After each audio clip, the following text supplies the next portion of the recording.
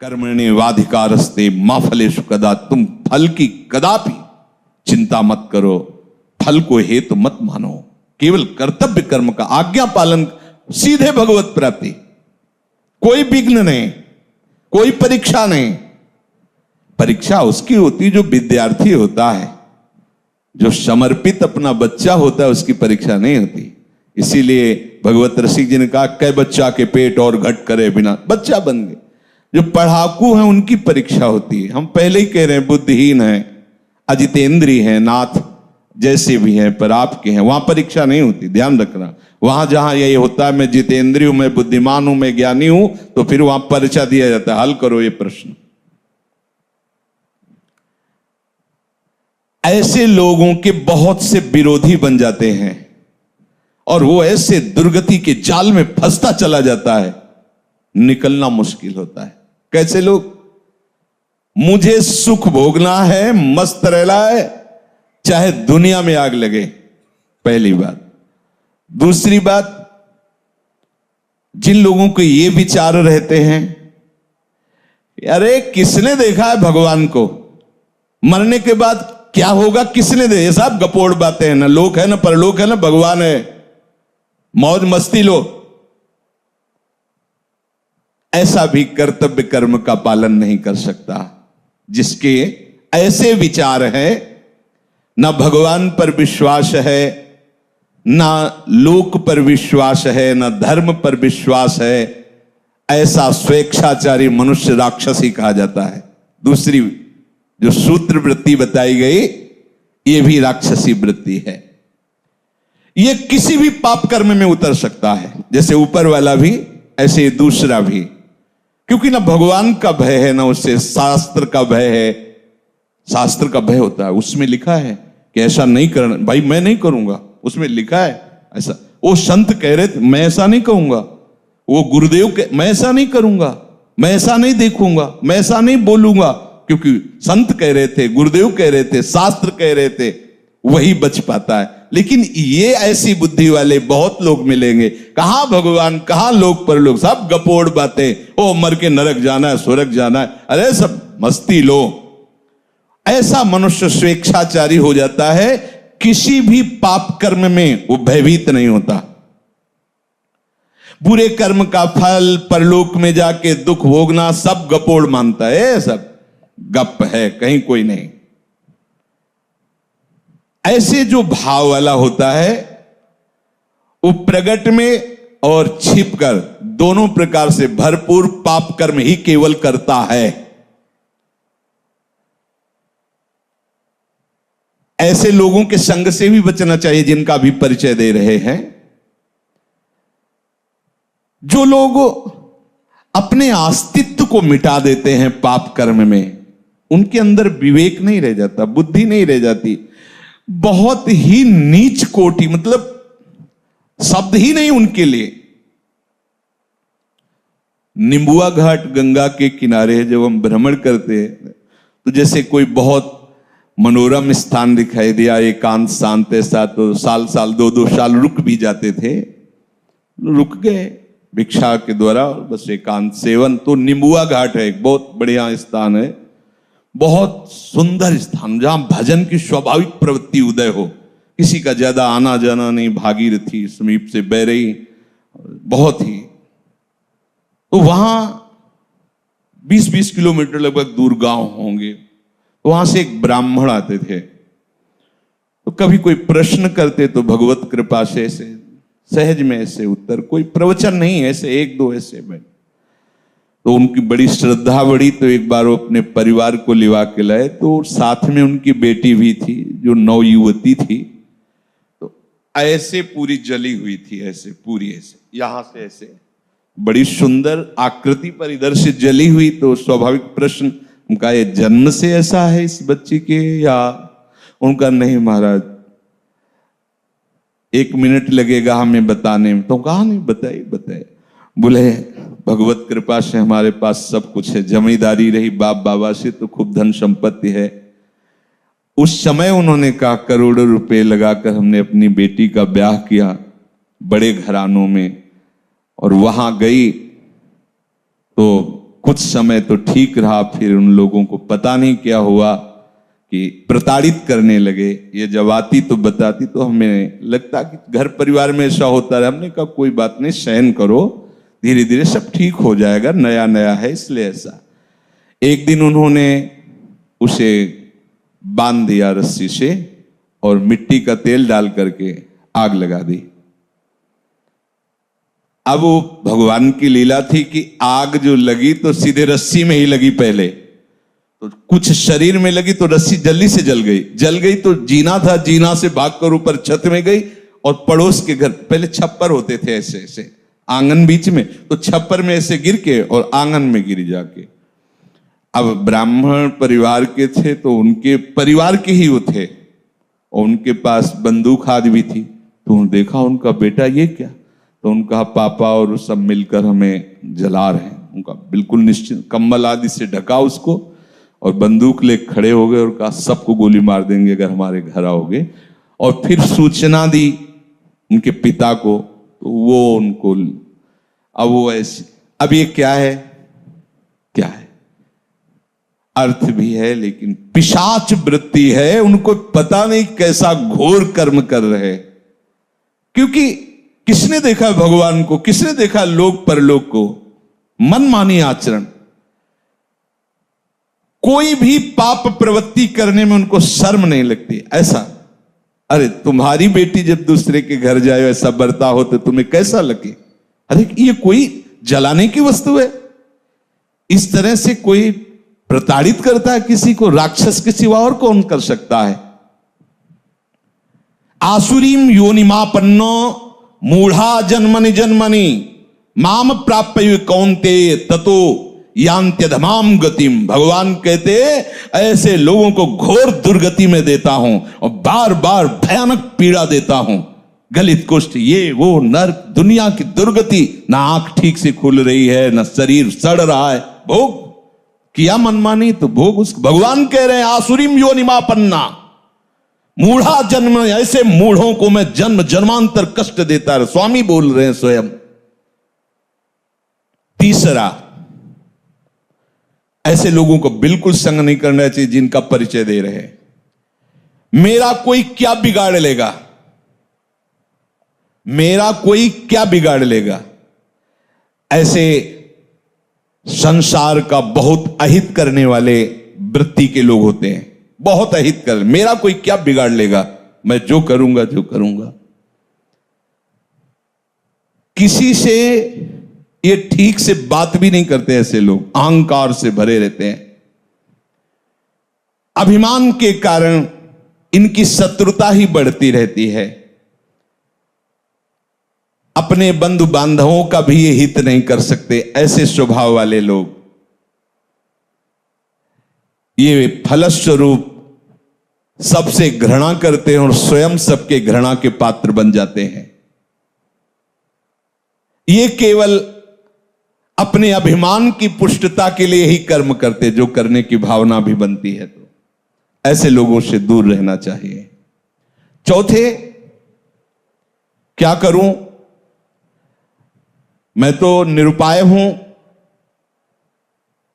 सुनता तो हूं शास्त्र की बात, भजन करना चाहिए, सत्य से चलना चाहिए, व्यभिचार नहीं करना चाहिए, चोरी नहीं करना चाहिए, समझता हूं, पर मैं ऐसा कभी कर नहीं पाऊंगा।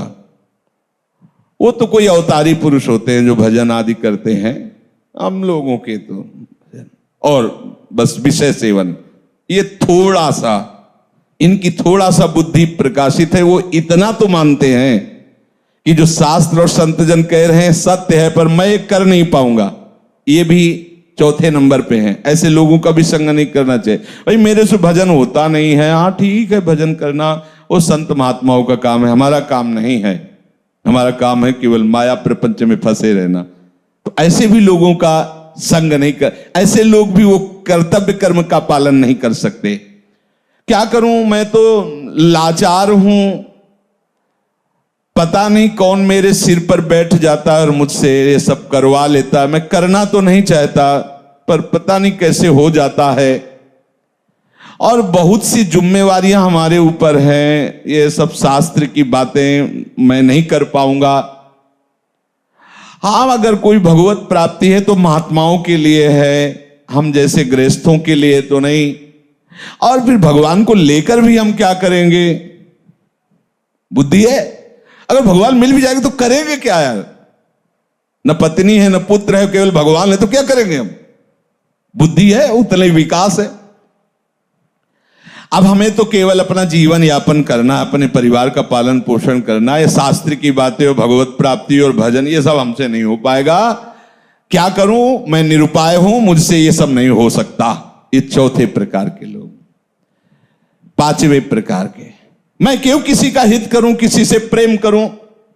सब मुझसे घृणा करते तो मैं सबसे घृणा करूंगा, देखते कौन क्या बिगाड़ लेता है। ऐसी बुद्धि के होते हैं। ऐसी हीन भावना अपने अंदर भर लेते हैं कि सबको दुख देते रहते हैं, वाणी से, चेष्टा से। वो एकदम जल्द, सोचो कैसी स्थिति होगी। और ऐसे है, दर्शन होते हैं, हाँ ऐसे है। अगर होते ना तो लिखा कैसे जाता शास्त्रों में? वो इतनी घृणा दूसरों से करने लगते हैं कि उनको अपना भी जीवन भार लगने लगता है। ये जैसे आत्महत्या आदि ऐसे निंदनीय कार्य जो करते हैं, लगभग ऐसे ही स्वभाव से। जब दूसरों का बहुत हित किया जाता है तो अपनी बुद्धि खुद निर्णय कर देती है कि इससे अच्छा है मर जाओ। और वो ऐसा उपाय करने लगता है कि यार वो एकदम निराश, एकदम हताश, अपने ऊपर घृणा आ जाती है। ऐसे लोग कुछ मिनट में आपके सारे सत्संग पर पानी फेर सकते हैं, ध्यान रखना। इसीलिए भगवान राम के वचन है, बर भल बास नरक करताता, दुष्ट संग जनि देव। भले नरक का बास मिल जाए लेकिन ऐसे दुष्टों का संग ना मिले। छठवां, क्या करूं, मैं तो बस दुख भोगने के लिए पैदा हुआ हूं, सब सुखी हैं, मेरे ही हिस्से में पूरा दुख दिया। नहीं बजता भगवान को, चलूंगा विरोध में चलूंगा, और कितना दुख देंगे। वो और उत्साहित होकर पाप कर्म करता। बुद्धि देखो कैसे प्रेरित करती है। बड़ा चिड़चिड़ा स्वभाव, नाक में गुस्सा, कोई बोल दे तो पीटने का भाव, एकदम ऐसे मिलते हैं। मैंने देखा संसार में कोई हमारा नहीं, सब हमें दुख देने के लिए तैयार। तो मैं किसी को सुख क्यों दूं? बख्शूंगा नहीं, अगर कोई छेड़ेगा तो समझ लो एकदम उदासी, निराशा, क्रोध, उद्विग्नता, मस्तिष्क विकृति, उन्माद, ये इसके मित्र होते हैं ऐसे लोगों के। सातवां, जगत में कोई भी अच्छा नहीं, सब दुष्ट स्वभाव वाले बुरे गंदे लोग हैं, कोई अच्छा नहीं। फिर मैं इनके साथ अच्छाई क्यों करूं? जो जैसा होता वो वैसे ही करना चाहिए, दुष्टों के साथ दुष्टता ही करूंगा। ऐसे भी है ऐसे भी। वो जिसको देखो उसमें दोष ही निकालेंगे, कहीं भी गुण बुद्धि उनकी नहीं होती। अतएव न वो अपना भला करते न वो दूसरों का भला होने देते हैं। आठवां, मुझे ऐसे कार्य करना चाहिए कि अंदर से भले मैं वैसा नहीं हूं लेकिन लोग मुझे ये कहें कि बहुत बढ़िया है। ऐसे ये थोड़ा सुधार की तरफ है। इतनी तो बात समझ में आ गई कि मुझे ऐसे कार्य करना चाहिए कि लोग कहें कि ये बढ़िया है।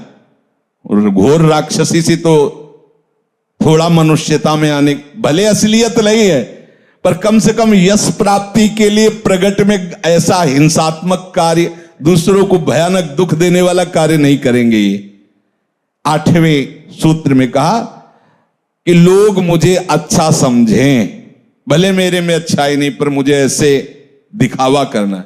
भैया ऐसे ही हो तो भी चलेगा, कम से कम दिखावे के लिए ही सही। किसी की हिंसा न करे, किसी की चोरी न करे, किसी के व्यभिचार न करे।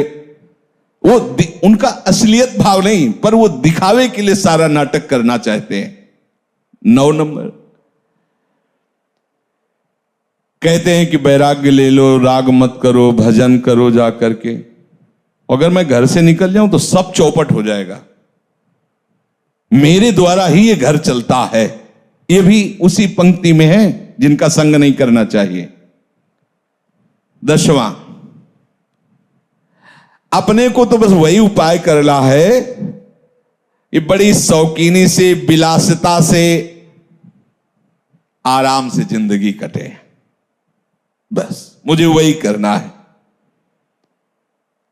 तो ऐसे लोगों का संग अपने कर्तव्य का पालन करने वाले उपासक को कभी नहीं करना चाहिए, क्योंकि इनके संग से तुम्हारी दबी हुई जो कुमति है, कोई ऐसा न समझे कि मेरे अंदर कुमति नहीं, कुमति सुमति सबके उर राहें, बस जहां अवसर मिला सत्संग का तो सुमति बढ़ी और कुमति को दबा करके धीरे धीरे उसको नष्ट कर देती है, वो महात्मा बन जाता है। जहां सुमति तहां संपत्ति नाना, और जहां कुमति तहां विपत्ति निदान। और जहां कुसंग मिला, सुमति को दबा करके कुमति इतनी बढ़ जाती है कि इस गली में आने के लिए राजी नहीं करेगी। क्या सत्संग, कुछ नहीं, कुमति बढ़ जाती। इसलिए भगवान आदेश कर रहे, कर्मण्ये वाधिकारस्ते मा फलेषु कदाचित्। सच्ची मानो, यदि तुम फल की इच्छा नहीं करोगे तो ऐसा फल मिलेगा कि निहाल हो जाओगे। अगर फल की इच्छा करके करोगे तो तुम क्या मांग सकते हो? अगर किसी बादशाह के पास गांव के एक गरीब आदमी को भेजा जाए, आप लोगों ने गांव की जिंदगी शायद ना देखी हो, हमने देखी। मिट्टी का घरौंदा, ऊपर से कुस का छप्पर, मेहनत करके आ रहे, 4 रोटी प्याज ऐसे हाथ में लेके खा रहे, एक फटी सी रजाई, पूरा परिवार उसी में, वो दिखा है। वो भी रोटी वो मेहनत करके ला रहे हैं ऐसे। अब उस आदमी को एक बादशाह के सामने पेश किया जाए, जो चाहो मांग लो, वो क्या मांगेगा?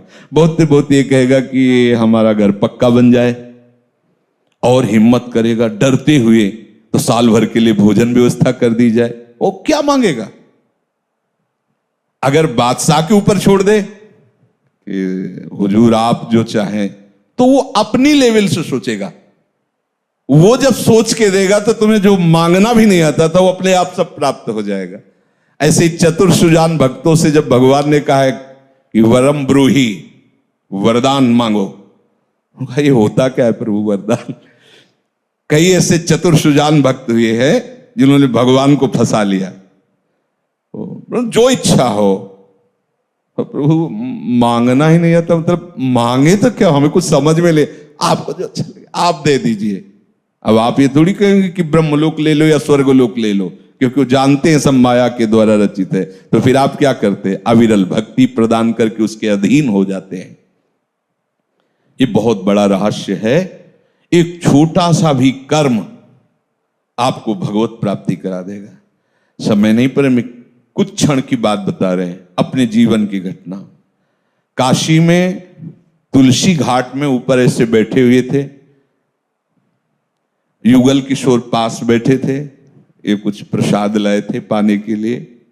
इतने में वर्षा शुरू हुई, दूर दृष्टि गई तो देखा 80 घाट उस समय कच्चा था, अब सुनते हैं पक्का हो गया। तो उस कच्चे में पूरा पानी बह करके ऐसे वहीं से निकलता, और एक आदमी पड़ा था ऐसे। तो युगल किशोर से कहा, ये मुर्दा है क्या? क्योंकि काशी में मुर्दा कोई आश्चर्य वाली बात नहीं होती। जैसे लकड़ियों के टाल होते हैं, ऐसे वहां मुर्दे का क्रम रखा होता है। अखंड चिता जलती रहती, अखंड चिता। दशाश्वमेध घाट में सैकड़ों चिताएं जलती ही रहती है, महाश्मशान जलती ही रहती। वहां मुर्दा कोई खास बात नहीं होती। अरे मुर्दा वह तो एक साधारण बात है, चिता भस्मा लेपो गरल मसनम, वो महादेव की नगरी। उनका नहीं महाराज, मुर्दा नहीं, इसे कुष्ठ रोग है, चल नहीं पा रहा। हम कहा यार पानी वर्षा अभी आ रहा है और ये तो बहके गंगा में। अरे बोले काशी है बाबा। कहा इसे किसे सामने देख रहे हैं यार, वो जिंदा है। वो उठे और सीढ़ियों, बहुत ऊंची ऊंची सीढ़ियां हैं, सीढ़ियों से उतर करके जले गए तो काफी पानी आ चुका था। वो बस ऐसे गर्दन लेटे हुए थे ऐसी जगह, और ताकत थी उस समय। तो ऐसे उठाया उनको, सीढ़ियों से चढ़ते, एक बारंडा टाइप था बीच में, वहां ले गए। तो कुछ संत जन बैठे थे जो ऐसे ही घाट में रहते। इसको क्यों ले? ये गति आपकी भी हो सकती है, हमारी भी हो, आपको ऐसा नहीं कहना चाहिए। और थोड़ा आवेश में बोले तो शांत उनको लिटाया और अपने वस्त्र से ऐसे तो उनकी जो दृष्टि उस समय हमें प्राप्त हो रही थी वो हम बता नहीं सकते आपको। कुछ हो रहा था और ऐसा लग रहा था कुछ मेरे अंदर जा रहा है, मतलब एक अपार आनंद।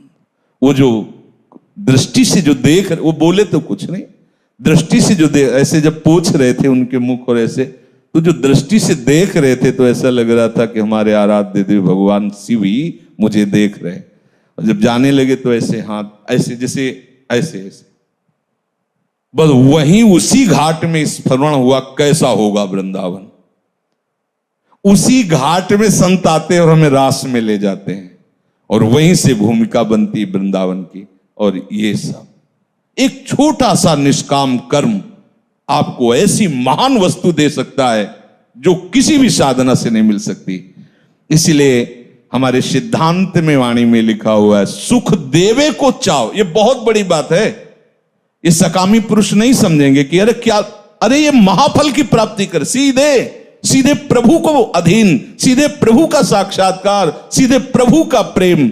इसलिए इस बात पर विचार कीजिए, कोई भी कर्तव्य कर्म फल की आकांक्षा मत रखिए। जो आपको जैसे सेवाएं मिली हैं, जो भी घर गृहस्थी की, व्यापार नौकरी की, श्री जी की जो भी सेवा, ये सब केवल प्रभु की आज्ञा है ऐसा मानकर, गुरु आज्ञा, शास्त्र आज्ञा की, तो आपकी गृहस्थी सेवा भी, आपको अभी जो चरित्र सुना रहे को अपना सेन जी अपना ही कर्म कर रहे, सुपज वाल्मीकि अपना कर्म कर रहे, सब अपने सदन जी अपना कर्म कर रहे, उसी से उनको भगवत प्राप्ति हो रही। भगवान नाम स्मरण, भगवत भावना से किया हुआ प्रत्येक कर्म भगवत प्राप्ति कराने में समर्थ है। शेष चर्चा आगे। श्री राधा।